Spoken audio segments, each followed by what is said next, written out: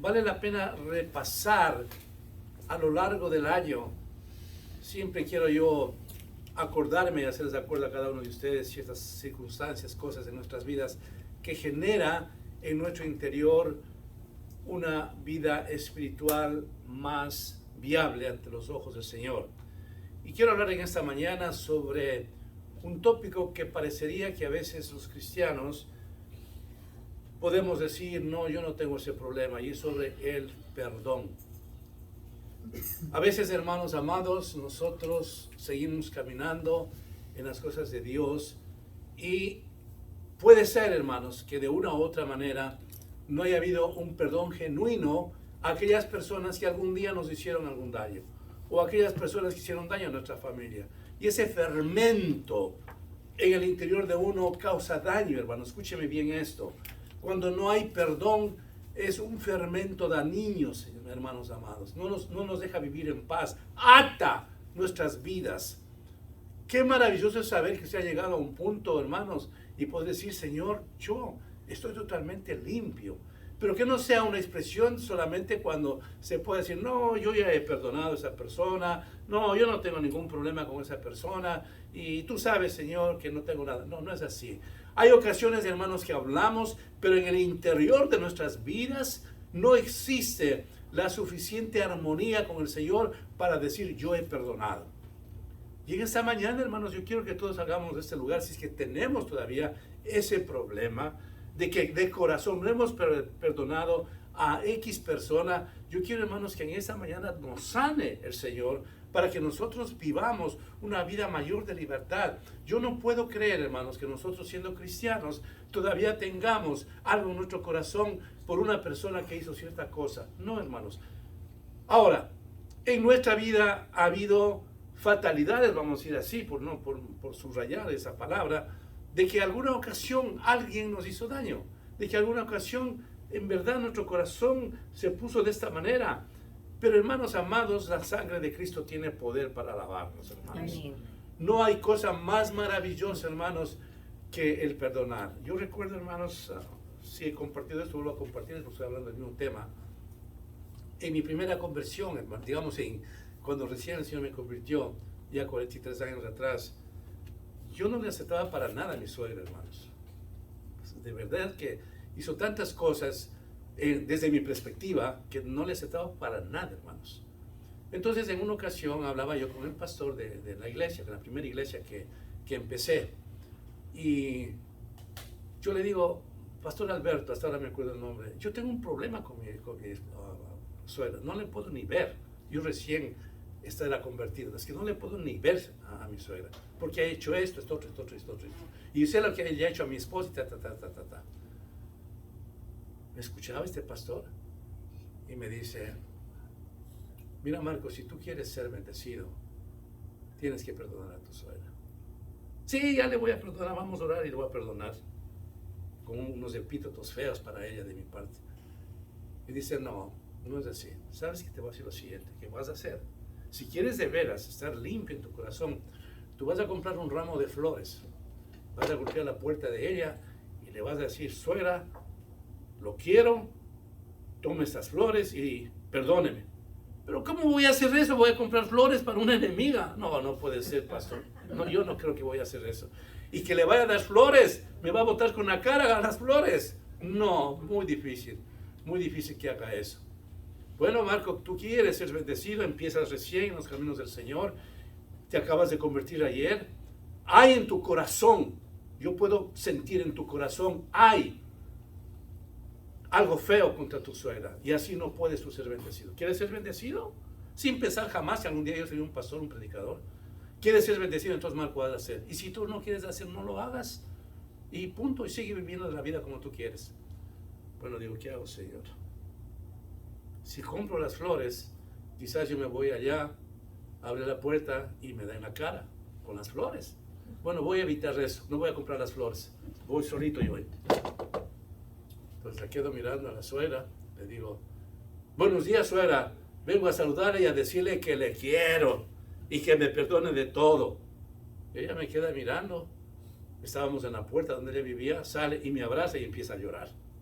¿Saben lo que pasó ahí, hermano? Yo tierno en el Evangelio, el Señor rompió hasta lo más profundo, hermanos, esa barrera que hubo en mi corazón, quizás a veces pensando hasta en odio, hermanos, rompió por completo.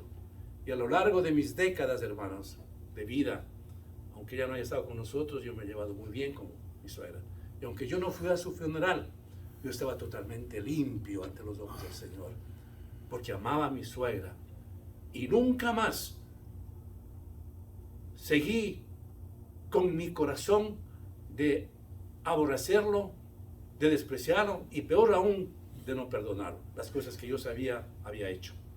Amados hermanos, cuando hay esa humillación de parte nuestra y le pedimos al Señor que nos ayude para ser liberados, porque entendamos esto, hermanos, cuando no perdonamos a una persona, estamos atando a esa persona y nos atamos nosotros.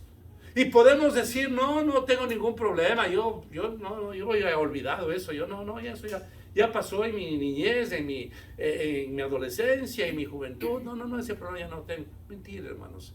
Vamos acarreando esa situación negativa en nuestros corazones que no nos da la suficiente paz. Yo quisiera, hermanos, que todos en esta mañana, cuando salgamos de acá, podamos decir, esta situación se acabó. Oh, gracias, Señor, que en verdad no tenía nada de eso. Es tan fácil, hermanos, poder decir, ¿no?, nosotros a cualquier persona, ya no tengo nada con esa persona. Yo le he perdonado, he dejado en manos de Dios y yo no tengo nada en absoluto. Pero en el interior, hermanos, estamos carcomidos de ese dolor que un día nos causó, de esa amargura que algún día sufrimos, hermanos. Y así Dios no nos puede bendecir, hermanos. Tenemos que revisarnos diariamente, hermanos. ¿En dónde estamos con esa persona que sabemos la aborrecemos y aún lo odiamos, inconscientemente inclusive? Y como cristianos para el Señor no es nada agradable. En esta mañana vamos a revisar una historia que usted la conoce de memoria, pero que realmente siempre me llega a mi corazón, porque Él exhibe un perdón puro. Él exhibe la gracia de Dios, un varón que sabía perfectamente que tenía que perdonar para seguir siendo bendecido. Es la vida de José. Este José de la Biblia que a mí me inspira a montones, y muchas veces digo, lo primero que quiero hacer después de ver a Jesús en el cielo es preguntar, ¿dónde está José? Me inspira la vida de él. Arrancamos, pues, hermanos, recordando de él. A los 17 años él era un pastor, como ustedes saben. Empezó el Señor a darle sueños profundos, sueños maravillosos, y también arrancó la envidia de parte de sus hermanos. A los 17 años, los hermanos de José pretenden matarle. Finalmente no lo hacen.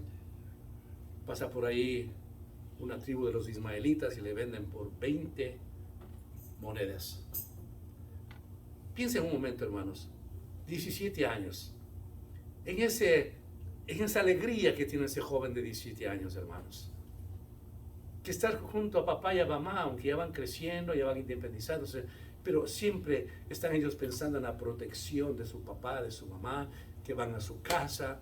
Yo creo que los momentos más felices de mi vida, dejando a un lado mi matrimonio que me ha dado el Señor, fue justamente en esa época, cuando uno va a la casa y tiene todo, y wow, qué increíble que es esa vida. Por lo menos para mí fue así, increíble. Una vida que no me preocupaba de nada en absoluto, y a la casa, y mis papás tenían que darme todo, y mis amigos, etcétera. Una vida que yo no puedo olvidar jamás, mis primeros 18 años. Su padre, a José, le amaba mucho. Jacob amaba mucho a José.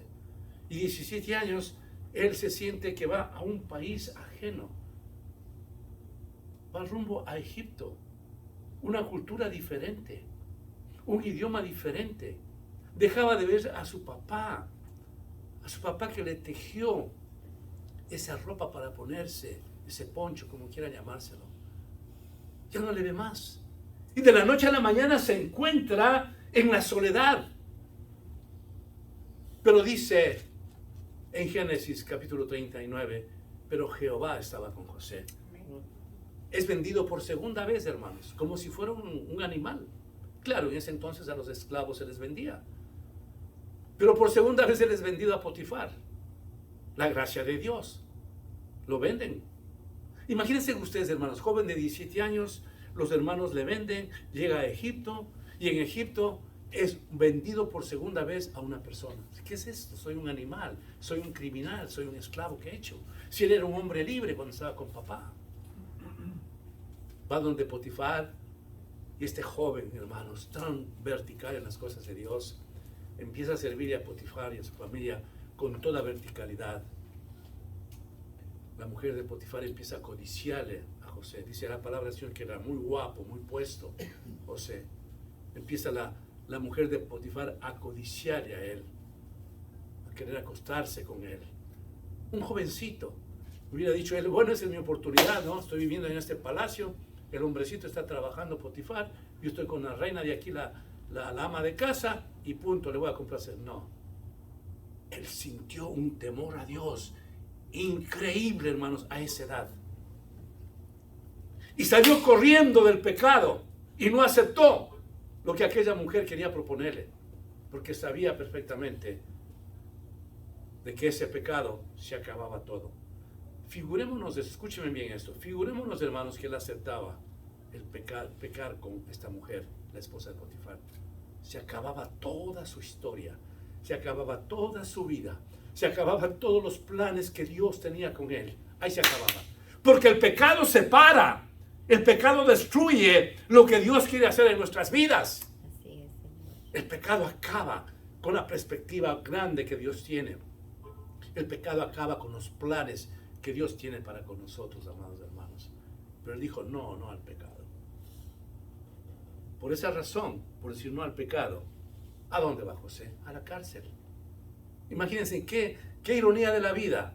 El joven dice no al pecado y sin embargo va a la cárcel. Qué cosa más tremenda. Como para ese momento decir, bueno, Señor, oh Dios que te conozco, mira, mis hermanos me venden, los ismaelitas me venden a Potifar, la esposa de Potifar me acusa de algo que yo no he hecho. ¿Dónde estás tú? Pero no. Él sigue confiando en la misericordia de Dios, hermanos. Y sigue aceptando lo que le estaba pasando porque tenía al Señor. Mientras esté en la cárcel, él logra interpretar un sueño al panadero y al copero de lo que les iba a suceder. El copero iba a ser liberado del castigo que tenía por estar en la cárcel, por eso estaba en la cárcel, y del panadero le dice, tú vas a morir, punto. Se van de la cárcel los dos con el sueño que había interpretado José. Y el copero le dice, José, por favor, acuérdate de mí. Cuando salió el copero, negativo. Aquí hago una pausa, hermanos. En el mundo, ustedes aprendan o sigan caminando solamente confiando en el Señor, hermanos. Amén. En Él. Confíen en su esposa, en sus hijos, en su familia. Confíen, hermanos, en los hermanos de Cristo que ustedes saben han sido lavados y redimidos por la sangre de Cristo. Confíen en el pastor si ustedes creen en él que es un hombre de Dios, y si no, pues ni confíen en él. Y no confíen en nadie más. Por eso el apóstol San Pablo le decía a Timoteo, cuídate de ti mismo, porque nosotros mismos somos nuestros propios enemigos, hermanos. José, humanamente, fincó su esperanza, o por lo menos le dijo, acuérdate de mí, por favor, cuando estés ahí con el rey, porque tú regresas a tu trabajo. Imagínense la conexión que tenía el copero con el rey. Lo veía todos los días porque estaba sirviéndolo. Pero se olvidó por completo. Sin embargo, Jesús, sin embargo, el Señor, sin embargo, nuestro Padre Eterno estaba con José. Y le ayudó en la cárcel y le puso a liderar a los presos. Hizo un trabajo formidable. El tiempo transcurre, hermanos. Y le da el Señor un sueño al faraón. Un sueño que ninguno podía interpretar. Y el copero, después de años, se acuerda y le dice, había en la cárcel un hebreo que se llamaba José. Y sabe usted que cuando él interpreta mi sueño que yo tuve, fue exactamente lo que me ocurrió, que usted me iba a levantar el castigo y que el panadero iba a la horca. Y así sucedió. ¿Y quién es ese? Es el hebreo José, él está preso. Pues llámele inmediatamente. Le llaman a José. José interpreta el sueño y ve el faraón la grandeza de Dios en la vida de José. Y sigo corriendo a velocidad la historia de José hasta que termina siendo el segundo hombre en comando de todo un imperio egipcio. Tuvo la situación de él 17 años. A los 30 años Dios le permite ser el segundo hombre en autoridad de todo un imperio de egipcio. Cuando él está en esas condiciones, es cuando empieza él a ver lo que significa realmente tener en su corazón el perdón para quienes lo hicieron tanto daño, para quienes realmente su vida le cambiaron ellos de la forma como quisieron, hasta donde había quedado saturado en el dolor. Pero Dios tenía un plan diferente. Dios tenía algo maravilloso para él. Ya a este punto él ya es la segunda autoridad del pueblo egipcio. Así es que miremos, hermanos, lo que nos dice la palabra del Señor. Les voy a decir luego para que no se distraigan la palabra. Está en Génesis 45. ¿Puedo leer? No podía ya José contenerse al lado suyo y clamó: haced salir de mi presencia a todos. Y no quedó nadie con él a darse a conocer José a sus hermanos. Entonces se dio a llorar a gritos, y oyendo los egipcios, y oyó también la casa de Faraón. Había mandado Jacob a sus hijos a que vayan a comprar comida en Egipto, porque entraron en una hambruna tremenda. No tenían que comer, no tenían nada. Y van a comprar la comida a su hermano, que era realmente un hombre poderoso. Pero cuando ve José a sus hermanos, miren la reacción de él. Dice que empezó a llorar a gritos. ¿Por qué? ¿Les odiaba? No. Él tenía que haber podido decir: este es el momento propicio para mi revancha, para mi venganza. Ahora yo soy el que soy, José, el segundo hombre de todo el imperio egipcio. Ahora sí que es justo que deban pagar estos hombres. Dios, qué bueno, qué generoso que eres conmigo. Me mandaste al fin la justicia. Ahora esos van a saber lo que les va a ocurrir. Y dijo José a sus hermanos: yo soy José. Escuchen esto, hermanos. ¿Vive aún mi padre? Qué tierno, ¿eh? Yo soy José. ¿Vive aún mi padre?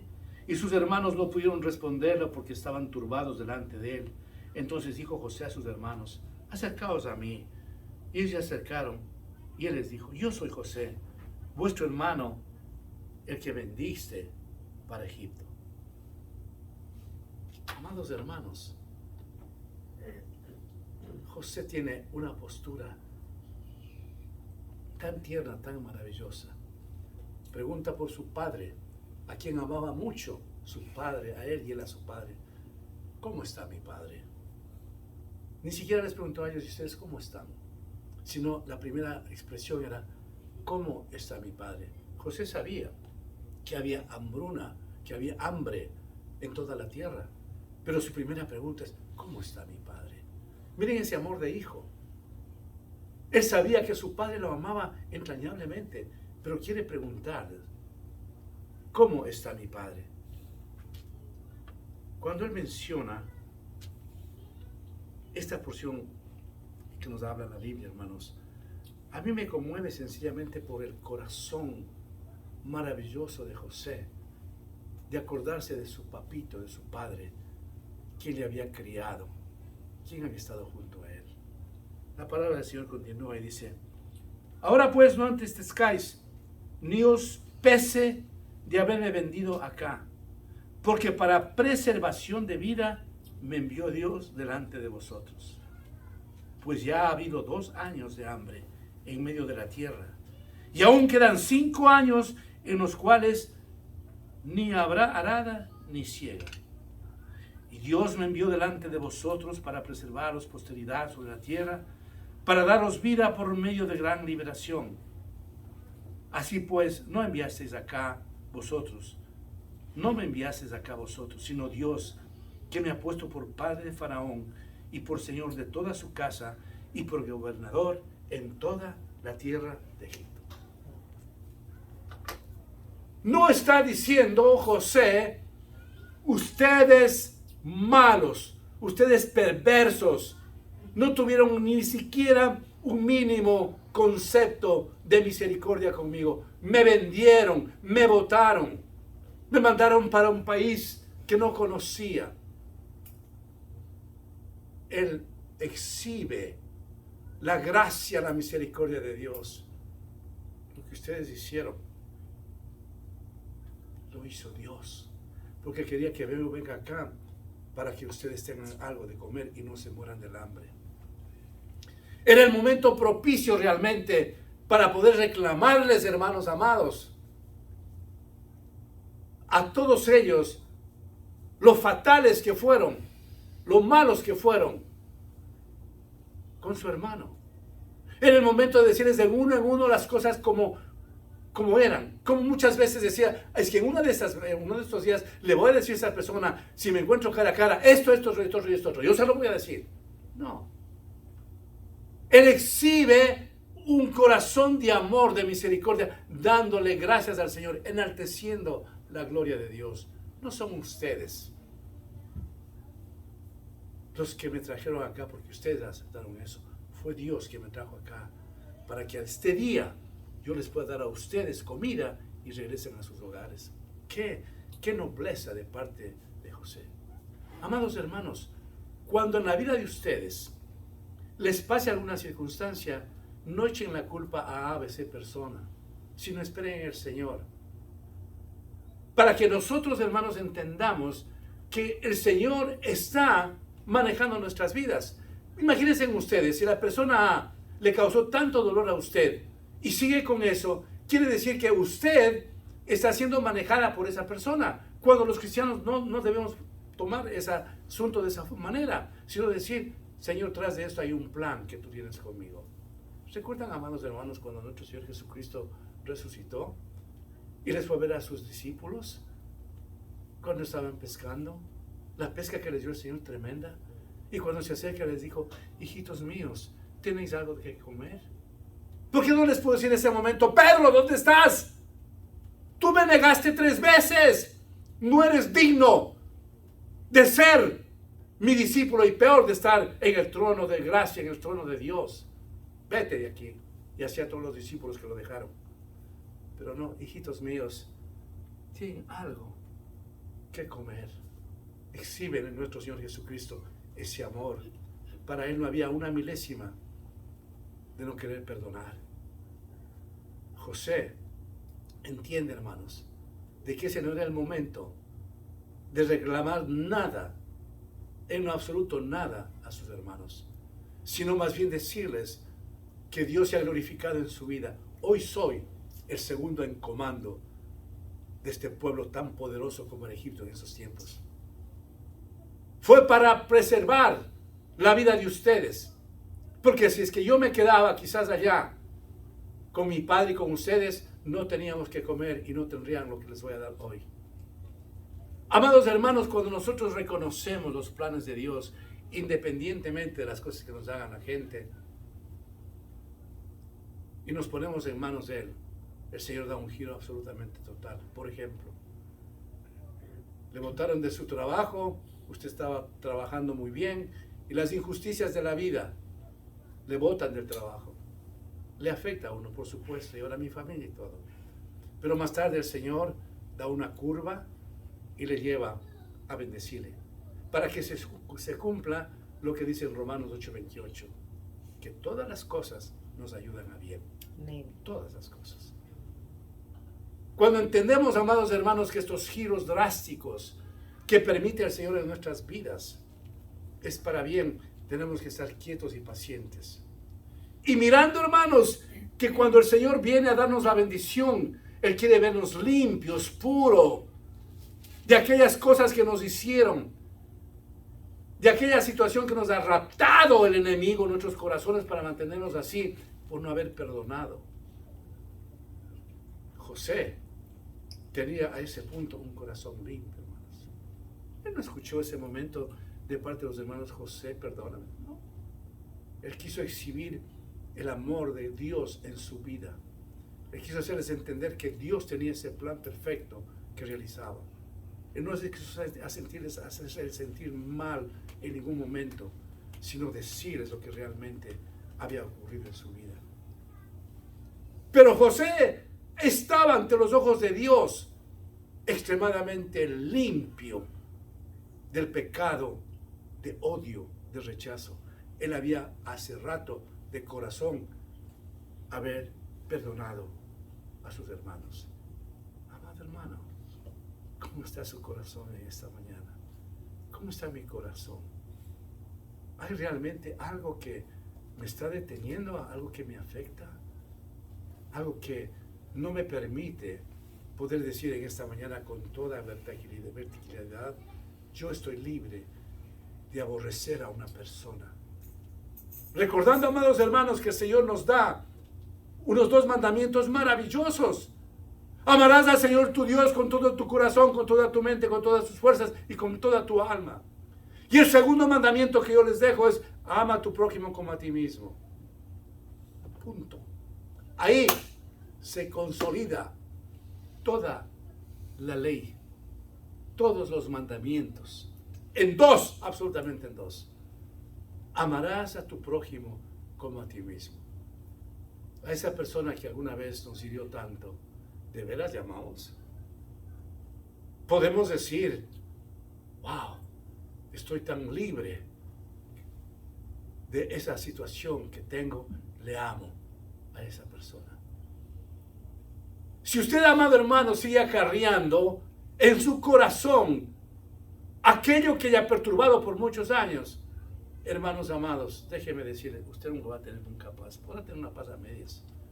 Porque entonces nos estamos olvidándonos lo que el Señor Jesús cuando estaba en la cruz dijo, Padre, perdónales porque no saben lo que hacen. Qué expresión tan maravillosa de Jesús. Padre, perdónales porque no saben lo que hacen. En la cruz del Calvario, después del sufrimiento tan grande que tuvo el Señor, pudo expresar con todo su corazón, perdónales porque no saben lo que hacen. En verdad, amados hermanos, en esa escuela de la vida, que es esta, la que vivimos antes de irnos al cielo, el Señor nos pide, nos exige que sigamos purificándonos de todo, porque el Señor viene por una iglesia sin mancha y sin arruga. Y a veces podemos estar convencidos que estamos tan santos que no tenemos nada por delante. Pero hay esas cosas, hermanos, que nos afectan inconscientemente y que el Señor la conoce, pero que Él está dispuesto a ayudarnos a que nosotros también perdonemos. Perdónanos nuestras culpas, nuestras ofensas, como también nosotros perdonamos a los que nos han ofendido. Así dice el Padre nuestro que enseñó el Señor. Si en esta mañana, amados hermanos, nosotros podemos salir ante los ojos de Dios liberados de cualquier atadura que hemos tenido en contra de alguien, yo diría aleluya. Y Dios no ha pasado el tiempo en esta mañana de esta predicación. Finalmente José dice, daos prisa, id a mi padre y decidle, así dice tu hijo José, Dios me ha puesto por Señor de todo Egipto. Ven a mí, no te detengas. Quiere que sus hermanos lleven la buena noticia a su padre. Dile, ustedes acaban de ver con sus propios ojos en la posición que Dios me ha puesto. Que no se detenga mi padre, que venga, que venga. El resto de ustedes conocen la historia maravillosa, cómo hace la provisión Dios a través de José para que su padre, a quien tanto amaba, a sus hermanos que le hicieron tanto daño, puedan tener el alimento diario. Amén, hermanos. Amén. Oramos.